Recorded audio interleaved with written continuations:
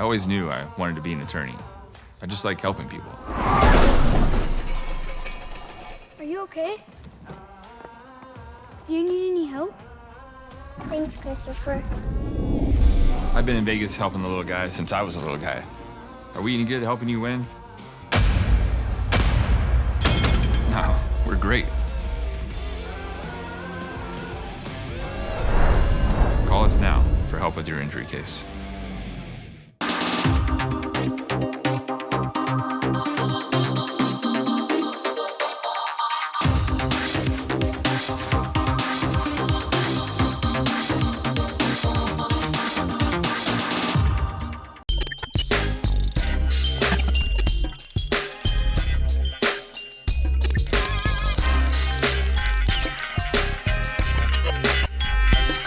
Videos where you have an officer basically around the neck area. These two retired Vegas cops now podcast hosts.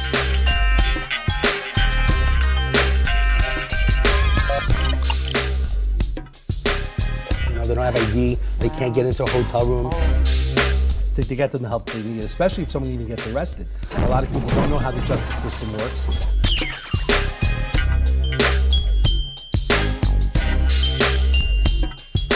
You guys have going on is necessary, it's needed.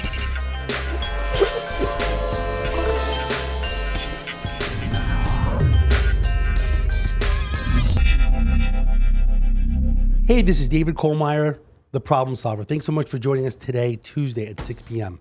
Every single week, I bring on experts and we talk about specific problems in the community and how we can solve certain problems. Today, we have an unbelievable guest talking about mental health, and I'm really glad that he's here to talk about it. I appreciate Beja Rivera being my co-host today. Thanks so much. Thank you for having me. And today, again, Jonathan Kohlmeyer, who is an author of Learning to Play the Game. Jonathan, thanks so much for joining us today. Thanks for having me. Happy to be here. So this is a book that you published a little while ago. Tell us a little bit about, first of all, the main topic is something called Selective Mutism. That's right. Tell us about this mental health condition. Yeah, so I wrote the book a few years ago while I was still in high school. The book is about my experiences with selective mutism when I was younger. Best way to describe selective mutism is it's a very intense form of social anxiety. So kids with selective mutism at home, they're carefree, they're happy kids. You wouldn't really know that they were dealing with any challenge, but once they're in public, in specific situations that they're really uncomfortable in, they kind of freeze up. So best example is my first day of kindergarten. I walked in the classroom and I stood next to the light switch by the door, and I wouldn't move from that spot because I had so much anxiety. I couldn't talk to anybody. I wouldn't even sit down if someone brought a chair to me. I wouldn't walk further into the classroom, wouldn't participate. Basically, I was just paralyzed by fear. And this, from your knowledge now, because you've studied it in general, so you were 5 years of age when they assessed it, yeah, right? And they figured out what it was? Yeah, so I was 5 years old when I was diagnosed, but I probably started having symptoms maybe by the time I was 4 years old or so.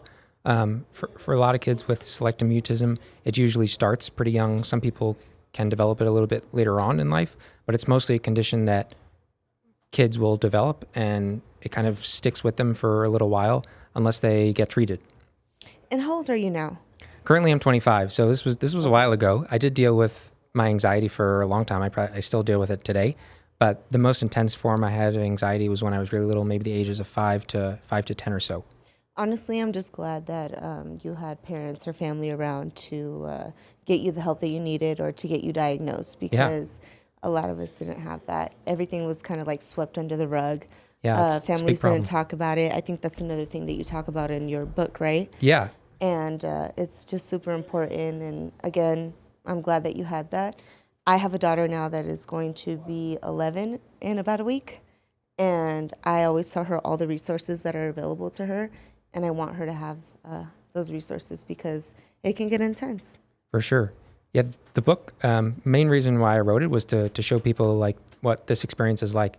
There's a lot of people, they know maybe about anxiety or even social anxiety. A lot of times they won't even want to talk about it. A lot of parents might not acknowledge that their kids have issues for a lot of reasons. Mm-hmm. And I wrote the book kind of to raise awareness about mental health, but also more specifically selective mutism, which is kind of rare. A lot of people don't really recognize it. A lot of schools might not know what it is. I actually just finished my master's degree in psychology, and maybe it was brought up for 2 minutes. And I also had to correct the teacher because she said something that wasn't really correct. Yeah. So it is a big problem. There's not enough awareness about mental health conditions. So that's really one of the main reasons why I wrote the book. And what's good is it is coming from someone who is experiencing it. Yeah. Because psychology, yeah, you can learn about it, but until you experience it, I feel like people can relate better. And, you know what you're talking about. Yeah. How many people actually like selective mutism? Like, it's not something that I would really know about. How many kids suffer from that, throughout what are the numbers? Numbers? It's not, there's no like exact numbers out there because a lot of people aren't identified with it, even if they have selective mutism. But the numbers that people usually estimate is maybe 1 in 140 kids, 1 in 100. So it's actually not incredibly rare. But so if let's say a school has 500 kids, estimate maybe there's 5, 6, 7 kids in that school who have selective mutism. But in most schools, they probably don't know what it is. Teachers, they have a lot going on, a lot dealing with. Even if they do have classes in school that focus on mental health, they probably pass over it 5 minutes or so. So it is a big problem in the community, the mental health, making sure that people know about these disorders and can really help these kids. Because we know from the research is that the best way to help kids get better is to work on the problems, not to just ignore them, not to just sweep them under the rug. Under the rug, yeah.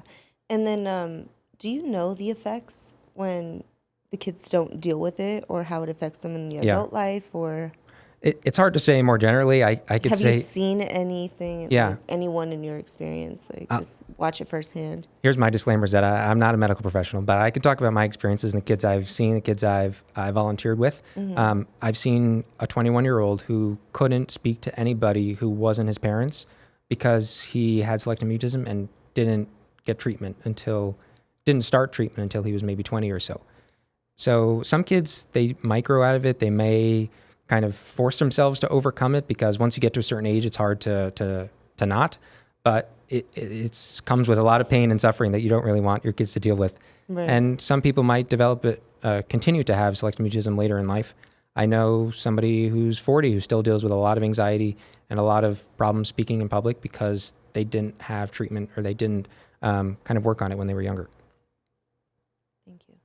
What were the major challenges in regards to that you had to face when you were growing up, as from age 5 and getting older? Did it slowly disappear, or was it medicine? What was it? Yeah, so selective mutism really impacts almost every area of somebody's life because the only place where a lot of people with selective mutism feel comfortable is home, and everything outside of the home feels scary.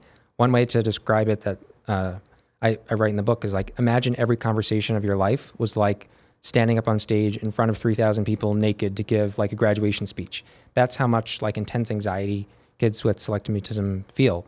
Another way I kind of describe it is like, it's like skydiving. Somebody who doesn't have social anxiety at all, just that idea is kind of confusing, but 0 imagine to 100. every conversation of your life feels like you're jumping out of a plane. Mm-hmm. That's the same feeling. Well, I think it's great that you wrote this book in general. And how long did it take you to actually write the book? It took me a couple of years. So basically, you put your heart and soul into this book so people would be educated about it. And experiences. Well, that's absolutely great. When we come back from a quick commercial break, I want you to kind of explain what parents need to know, whether it's what to look for and what they can do, because a lot of people, right, we want to help people, especially in the Problem Solver Show. So we'll be back in a quick commercial break.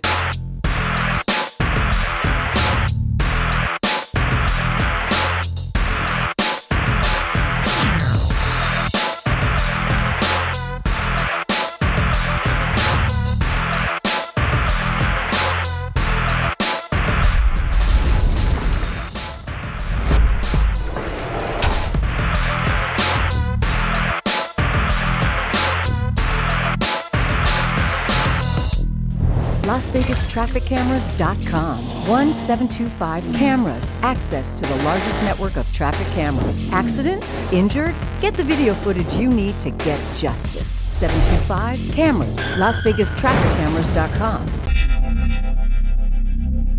Hey, it's David Kohlmeyer. Welcome back to the Problem Solver. Today we're talking about a mental health topic called selective mutism. Jonathan Kohlmeyer here is talking today in regards to his condition when he was younger specifically.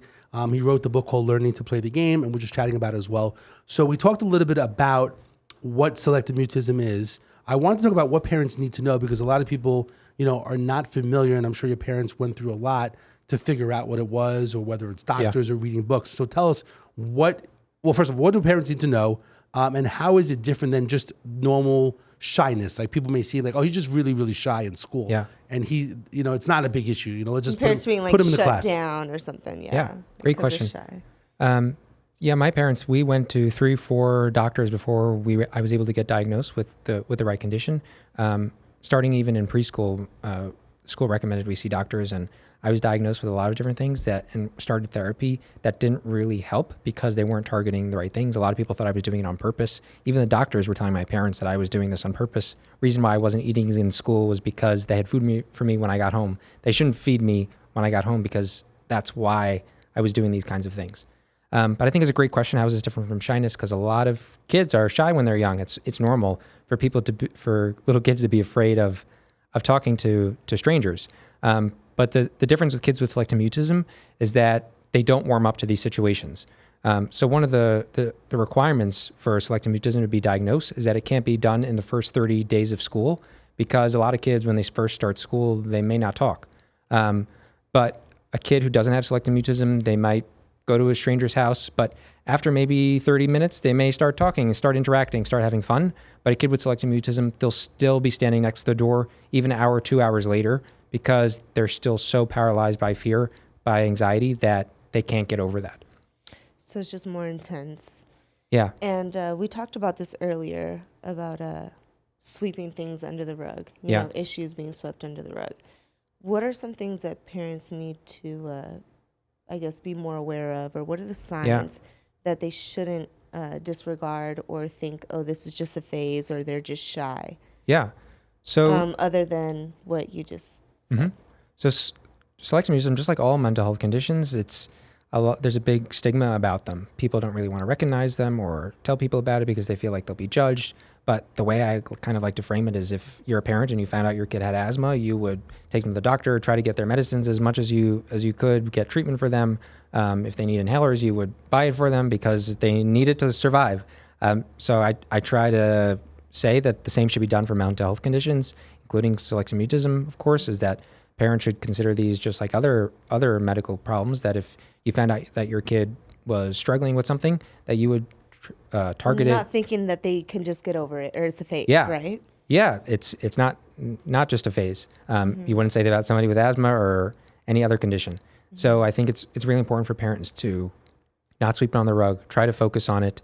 And what you brought up earlier is that it's hard to find help, especially with a condition that other people might not know about.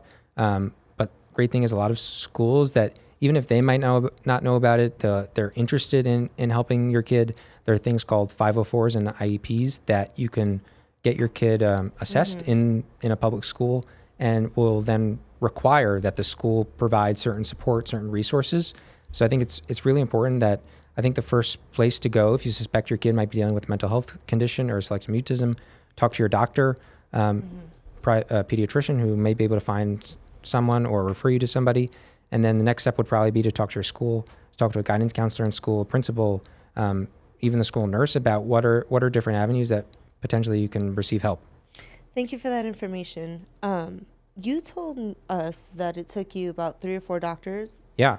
To finally, get treatment, right? What are the things, like, what did your doctor that finally made a breakthrough with you do, or what should parents be looking for in a doctor? I think it's hard necessarily, especially for a condition that's kind of rare like selective mutism, to find someone who is experienced with it, but you don't necessarily need to be an expert in it to know how to treat it, because it's rare to find an expert in this field. So even being able to find somebody who's like a child psychologist or a social worker, or somebody who's just even interested in learning more about it. And you can go online and find free resources. The Selective Mutism Association is a great online resource where they have lots of free information that you can even print out, bring to your doctor, say, hey, I think my kid might have this condition. What do you think? Or bring it to your school and see what they can do to help. Can you say that again? The Selective Mutism Association. Association. Okay, so there's an association. Great. What are the 3, if you had to say 3 signs of selective mutism, just to basically pinpoint them, what would the top 3 be? Number 1 is is not being able to talk in public. That's really the highlight of the condition. Some of the other things I talked about are more like social anxiety related, like not being able to eat in public or use the bathroom. But number one is just going into public places, whether it be your school, restaurant, a park, and just somebody coming to try to interact with your kid and there being no response at all. And even maybe if it's a family friend, even if they're with them for an hour or two, still no response at all, I think that's when you should be potentially concerned about, especially if this is persisting for a long period of time. Is it something that you can grow out of? Can some kids just grow out of it and you don't need medicine, stuff like that? I don't know how to answer that question. Your experience. But in my experience, I think even if you do wait to grow out of it, the problem is that they're living their life, not being able to interact with people, not having friends, not being able to fully participate in school, not being able to meet their grade level. So even if you think, oh yeah, my kid's going to grow out of this, think about all the heartache they're going to have on that route if you don't try to get them help to try to get them over it sooner. I don't think people really understand how it really affects you mentally, physically, emotionally. Like it's a constant thing. It's constant. Yeah. So it's like, we say like it's not a phase. It's something that we're gonna I say we, like if I have it. I just know that I deal with a lot of anxiety myself. Yeah. But that people with this anxiety deal with, and they're gonna carry it with them for a long time. They just learn to live with it and how to better deal with it. Do most people need medication, or is it just therapy? Or what would you say? I think if you look at some of the resources online, they'll say a combination of the two is probably a good way forward, but doesn't mean that one or the other doesn't work. Are you opposed to I'm not. medication? When I was little, I was put on medication when I was 7, which was a big decision for my parents and something that they struggled with a lot. Right. And it's something that a lot of parents struggle with, is putting their kids on medication. But of course, I'm not a medical professional. You should speak to your doctor about it. But for me, I found it to be very, very helpful. And I'm not on medication now. It was kind of, I was on it for a period of time that I needed it, and I found it to be helpful. And if comes a time that I do need to go on it again, I would take it.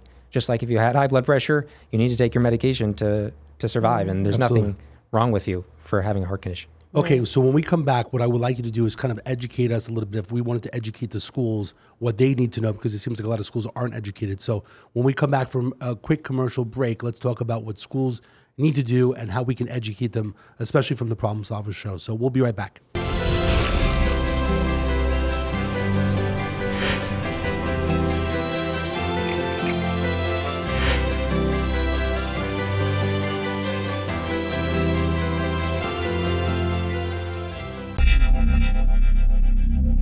Hey, welcome back to the Problem Solver Show. Today we're talking about selective mutism. Jonathan Kohlmeyer, the author of Learning to Play the Game.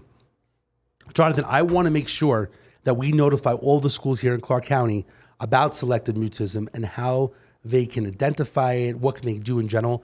If I had to put just a few bulletin points and we did a news release to all the schools, tell me what should we notify the schools? I think number one thing is definitely just education and awareness. A lot of schools are just not familiar with this. I hear from parents all the time as they try to talk to their school about it, they're dismissive or they don't really understand it. Even when I was dealing with this, my school, the teachers, they thought I was doing these things on purpose, try to be punitive. But when somebody's dealing with an anxiety disorder and they're afraid of you and you're trying to kind of force them to speak, it's not a good way to move forward. So it can also be traumatizing to kids. So I think it's really important for schools to just be aware of these conditions, understanding that there are tons of things that you can do to help support these students in both their academic and social journeys in the classroom. What sucks, honestly, is that they kind of disregard it, and then kids after that, when they try to speak up, they get shut down. So when you talk about this anxiety, it just makes them more quieter. Like they just really don't want to share with other people. So I think that's really important for the schools around here in the Clark County to be educated about it. Tell us in regards about therapy and treatment, how that looks for someone with selective autism. So my therapy looked like I worked with my doctor, with my parents, to actually challenge my anxiety. So when I was afraid of speaking to people, when I was afraid of walking into my classroom, we put systems in place to break down these challenges into really, really small baby steps to actually encourage me to challenge my fears. And for all anxiety that I faced in my life, that has been like the number one way to get over it, is to actually purposefully encounter the things that make you anxious. It's called exposure therapy. So for the instance of me not wanting to walk into my classroom, what we did actually was we went early when nobody was there. It was just me, my mom, my doctor, and we would just like practice walking around in the classroom while nobody was there because I was just even too afraid to walk past the door. And we broke these things down into really, really tiny steps for everything that I was anxious about. So when I needed to speak with people, we would do like one by one, not in the classroom, with nobody else in the classroom. So just me, my doctor, and then the teacher, and then the doctor leaving. So then it was just me and the teacher, and then bringing in one kid and then another kid. So taking any type of challenge that I had with anxiety, again, breaking it down into the tiniest of steps that then made it more manageable. And then once I did those kind of smaller steps, I was able to keep progressing. And that's kind of how all of my anxiety therapy has been throughout my life. I love that. And then I feel like it just kind of ties into your book, pretty much. You said it took a while for you to write this book, of course, with all your experience. It's learning to play the game. Yeah. So after all your therapy, can you kind of just explain how to play the game? Yeah. I think everybody kind of takes it in their own way and has their own personal experiences with whatever mental health issue they're dealing with. The book chronicles my first day of kindergarten, where I came to really realize that there was a really big issue going on, to my last day of high school. And it kind of chronicles my journey from going from the kid who couldn't speak to anybody, couldn't even walk into his classroom, to person who had friends, who went to prom his senior year, who was on the debate team. Did you take a date? No, I went by myself, Okay. but I still went. Yes. I was on the debate team junior and senior year. I purposefully challenged myself to do that. And So- that's speaking to other, Yeah. you're debating with other people. in front of an audience. Yeah. Yes, Debating that's with other people in great. front of an audience, preparing. So I think that the point of the story was that I was able to go from somebody who had no friends, could not communicate with people, was not able to be social. If you think about what makes us human is being social, being able to communicate, being with other people, I was not able to do that. And this kind of condition limited my my abilities in that way. And then going all the way to the person who was on the debate team in high school, had friends. Going all the way to being on a podcast. Yeah. And now being in front of, how many Cox Up subscribers do we to, I have? think it's like 300,000 subscribers. Oh, yeah. Cox Cable. You're on TV, baby. Yeah. No, I definitely came a long way in regards to A super long whether way. therapy, treatment, and just the hardest part sometimes is just figuring out what it was, right? Right. It took a long time just to figure out what his specific mental health issue is. And a lot of people suffer from mental health. And the bottom line is, I think that people the problem is, the sad part is that it's a little bit of a game, right? To figure out specifically what works it is, for you. and then what works for you. Everyone's different. Your home life is different, Right. who you're with, and whether you have what insurance that you have from, whether it's medicine and therapy, right? Some people are limited with getting the medical attention, And that's a whole nother subject. Honestly, Could spend though, hours on that. I feel like anybody who reads a book, they're going to just kind of take it in their own way, and they'll move on from it and how they understand it. So like you said, to each his own, how they're going to move on from it. I am extremely proud of you. Thank you. Congratulations on being a published author. Thank you. We do have, what is it, 20 books? 20 What? books that he's donated that we can give out to parents or people that want to study mental health and specifically selective mutism. And if anybody wants to have a book, they can go to theproblemsolver.vegas, or they can scan the QR code on the TV screen. They can basically fill in that they're interested in the book, and we'll mail out the book for free. Basically donated by Jonathan Colmeyer, which we do appreciate.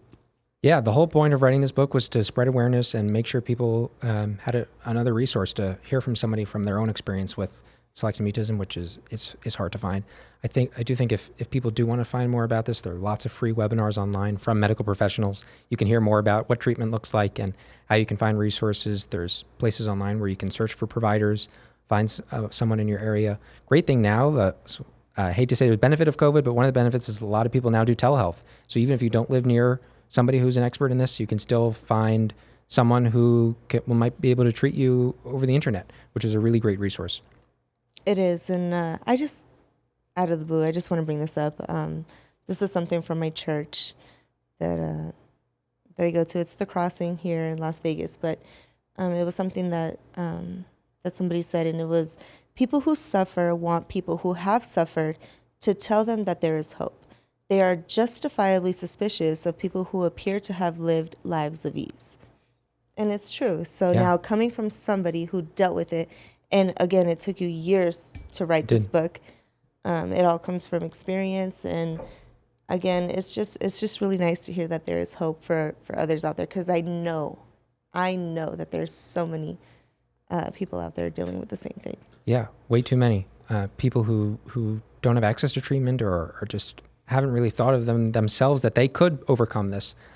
People who I met 15 dealing with selective mutism, just you don't think it's possible. If you live 10 years of your life, lived your whole life not being able to talk to a stranger, and then kind of becomes your norm. Yeah, it becomes your normal. Yeah.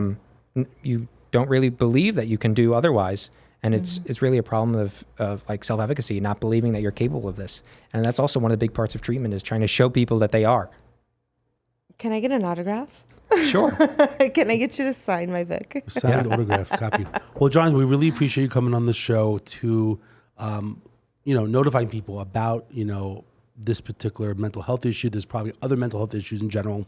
Again, we really appreciate you donating 20 books that we can give out to people that are listening to the show in general. We hope that, you come back. I know that you're working on a second book, and we'd love for you to come back and share, with us in regards to the second book in general. And absolutely. And the bottom line is, anything that we could do as a problem solver show to help anybody. There's a lot of mental health resources, especially in Clark County, United Way 211, and anything that we could do to help people that are listening to the problem solver show. We would love to help people in general. And again, we really appreciate, your time coming on here. We applaud you for all the efforts that you've done in helping the community. I know you've been on different, web, sites, and webinars and sharing and educating. And that's a big deal because you're helping others. So, and applaud you on your growth in life. Honestly. Thank you. Absolutely. So again, thank you so much. Thank you, Fabasia, for co-hosting today. And again, I'm David Kohlmeyer, the problem solver, every single week, bringing amazing people like Jonathan Kohlmeyer, an author, helping people with mental health issues. Again, the problem solver.Vegas is specifically to help people with problems. If you want to get a copy of the book, if you want to get in touch with Jonathan Kohlmeyer from Learning to Play the Game, contact the problem solver. Again, our number is 702-999-1111. Scan the QR code on your screen, whatever we can do to help you. Again, I'm David Kohlmeyer, the problem solver. Please be safe, and we'll see you next week.